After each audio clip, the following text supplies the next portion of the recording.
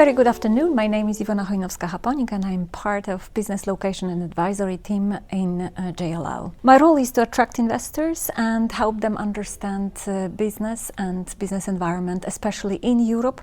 But the remit starts to become even broader, so North Africa is also a target for many investors. Recently we spoke about APAC too. So what are my first impressions of the first 2 days at MIPIM? I think that the ambience is much more upbeat than in the past years. Maybe because companies believe in the growth that will occur this year. There's a lot of requests coming from clients, from potential tenants, from buyers, which always has a very good influence on our environment. A couple of words about what I do and how I help companies understand what is going on worldwide and if they should invest right now, and if yes, where. Last year was a record year because foreign direct investment flow exceeded $1.3 trillion, which is the third highest on record. Still, if you look at the real growth, it was a decrease actually by 8%. If we have a look at the regions that attract the most of investment, I would point out to North America,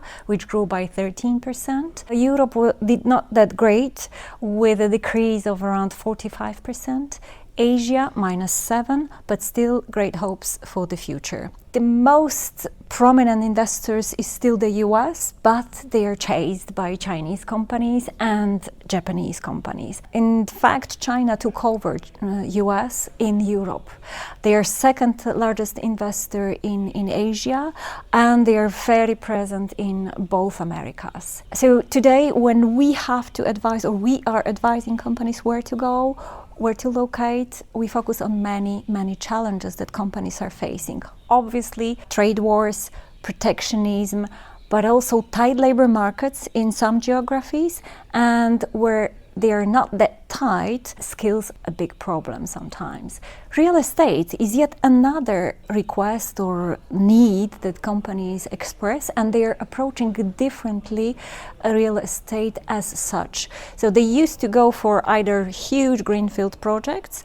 Right now in Europe, for example, we are struggling to put forward land plots exceeding 100 hectares or 200 hectares that are needed for modern Industry 4.0 type of factories. So greenfield is one of the options. The second, brownfield. It is especially popular among Asian investors, Chinese investors, that would like to move in or plug in immediately and start operations.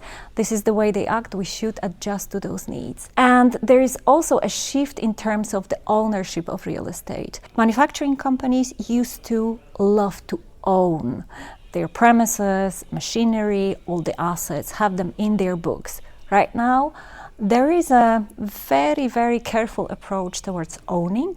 They prefer to lease, for example, buildings, sometimes even equipment, rather than be the owner because of the cash flow. So we are no longer talking about CapEx and OpEx, but rather about focus on OpEx.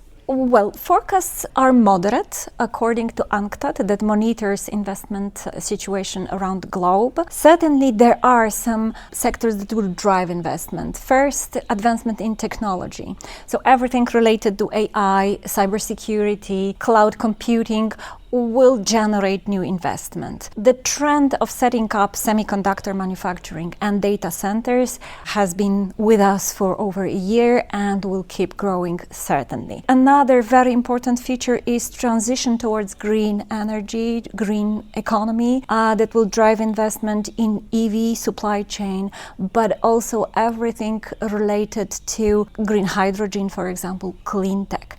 And last but not least, something that is strongly supported by European Commission, defense industry. So not only hardware, but also everything that relates to critical infrastructure and lastly, technology.